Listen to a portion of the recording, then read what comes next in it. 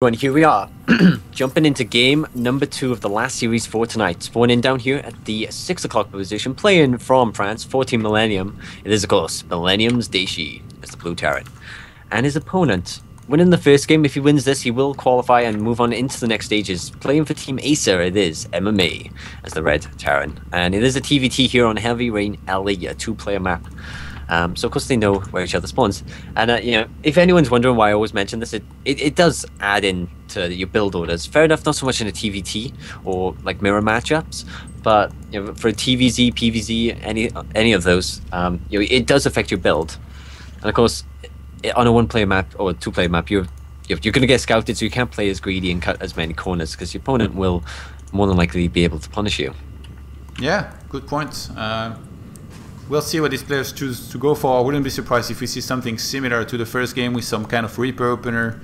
And then will MMA mech again on this map? Definitely a viable option in my opinion. But actually gas first here for MMA, so he's already playing this differently.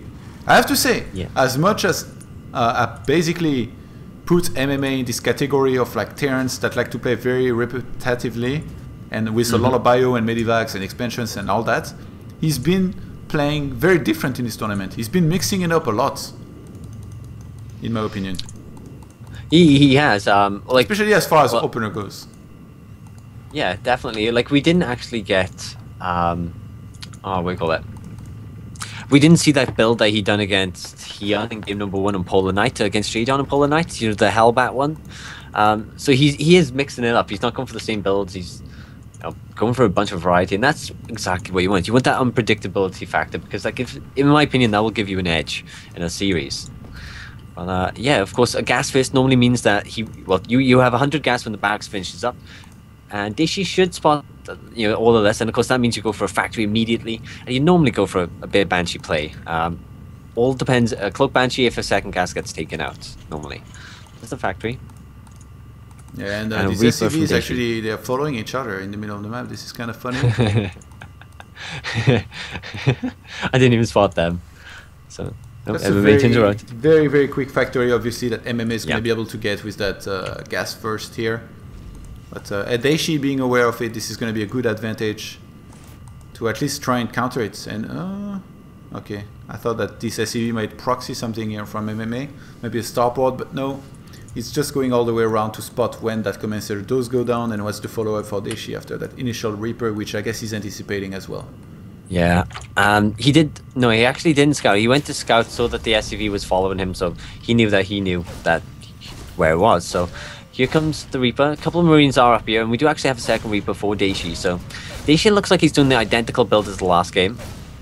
Nice micro coming out of him though, and of course it does take a few extra shots to kill an SCV. So there's the starport, and a Marine does pop out, take some damage, and attack lab onto the factory for that starport. Yeah, so Dayshi right now is aware of everything. He starts his own factory. He could try and reach some kind of Viking to defend against a possible Banshee of MMA, but will it be out early enough? That is the question here. I feel like Dayshi, he's done very good this game with the scouting. He knows exactly where he's at in the game. So that means if he doesn't make any major mistake, if he doesn't get surprised, I think he's going to be in a good position in it. Yeah, absolutely. He does only have a reactor in the factory in production right now, so of course once the factory finishes up, he can go to that stop button. He should go for a Viking. Oh! Nice. I might be maybe a couple of seconds. Were you going ooh at that Reaper then? Yes. Yeah, that was a...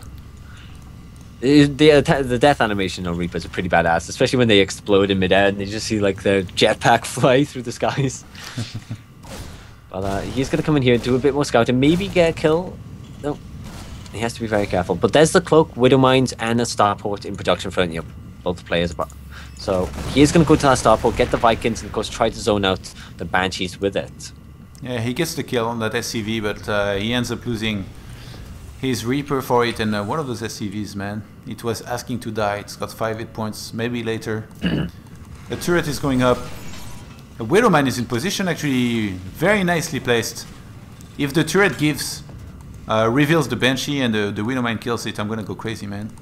Actually, that Banshee is headed for the natural. Yeah, so that's cool. There is, you know, turrets at each base, and of course The turrets have a 7 range, Banshees have a 6 range, so they can still sometimes get a couple of kills on the outskirts of the range of the turret.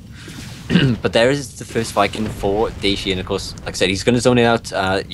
Detection is available thanks to the turret, so he can deal some damage. There's the cloak before he joins the fight. Where's the Widowmine as well? Yeah, MMA definitely came from the right side here. If he had gone on the left side, it would have been a lot harder for him to make something happen. He's trying to pick up some SCVs here. Great micro! Oh my god, this Banshee is doing so much. Up to 5 kills already. Yeah, and this is what I was just on about. The detection is available. He gets a bit closer, and he instantly knows if he's too close. As what's he doing? He's gonna fly into that tower. No. Almost. Okay. It's MMA. Yeah. Kidding me? That's never gonna happen. Let's be honest here. And third command center going down by MMA behind this. He wants to catch up on the economy. He knows he's open. Oh, the Widowmine ends up blowing up on that Banshee.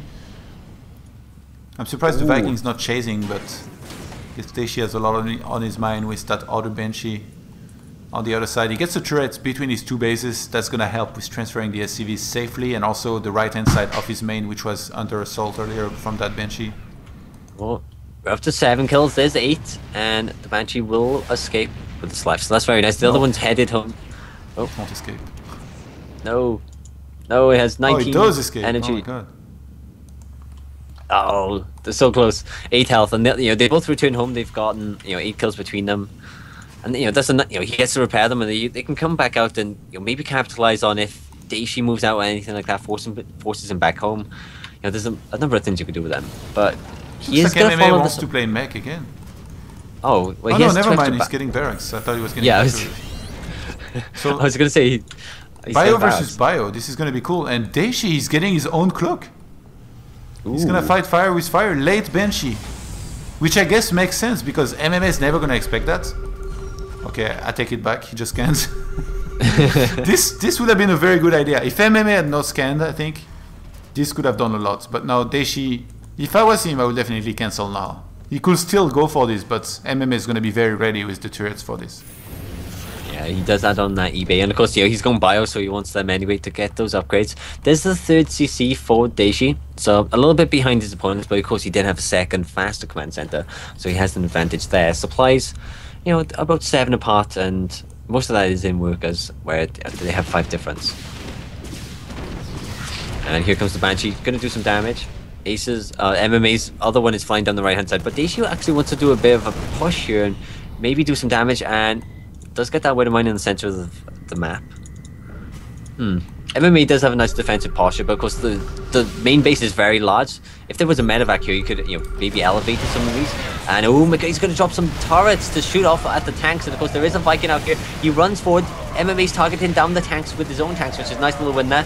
And they both get cleaned up. This is 3 tanks v absolutely nothing. The Raven will get picked off, and this could be GG, as I don't really see anything else to actually be able to stop this. Yeah, MMA doesn't have enough units. He needs to get more tanks. One of them is about to come out. I'm sure he's gonna siege that above the cliff here to try and take out these tanks, but he's not mining anymore from his natural. And as much as that Banshee did a bunch of damage in the main of Dayshi, which by the way is gonna get killed, he didn't do enough. 35 supply now for MMA.